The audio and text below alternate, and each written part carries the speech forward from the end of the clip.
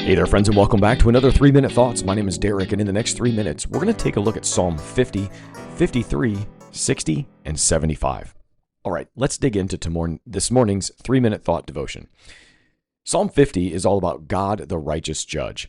This psalm is a divine courtroom scene. Picture it. God summons his people, and he reminds them that he does not need their sacrifices. Rather, he desires gratitude and obedience. It says in verse 14, "Offer to God a sacrifice of thanksgiving and perform your vows to the Most High." He confronts their hypocrisy and he calls for sincere worship, not just a religious routine. This psalm reminds us that God sees through appearances and is looking for hearts that are honest and faithful. Then if we move to Psalm 53, this is where we see that the fool says in his heart, "There is no God." Psalm 53 echoes Psalm 14 and paints a sobering picture of human rebellion. It's a lament over the universal sinfulness of humanity. No one does good on their own, but there's hope. Oh, that salvation for Israel would come out of Zion. This points ahead to Jesus, the ultimate salvation who comes when no one else could rescue us.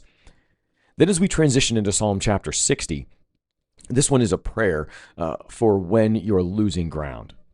This is a national cry for help after a military defeat. David is honest in verse 1. "O God, you have rejected us, broken our defenses. You have been angry. Oh, restore us."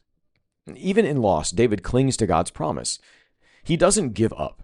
He prays, he remembers God's covenant, and he trusts. In verse 12, he says, "With God we shall do valiantly." This psalm is for anyone who feels like they're fighting a losing battle.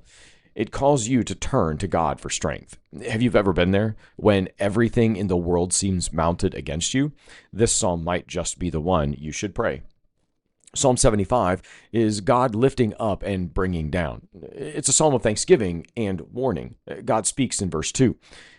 "At the set time that I appoint, I will judge with equity." Power doesn't belong to the proud. It belongs to the God who holds the cup of judgment. He humbles the wicked and exalts the righteous. Verse 7 says, "But it is God who executes judgment, putting down one and lifting up another."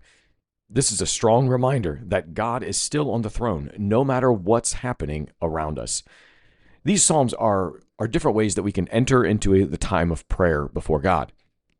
Sometimes we have a devotion life that we read a verse a day, or we do a selected Bible reading. But a life of prayer is actually probably the way that we grow the strongest in our faith. Psalms can be a great tool that you use as you embark on a new prayer journey. That's it for today. Be well, friends.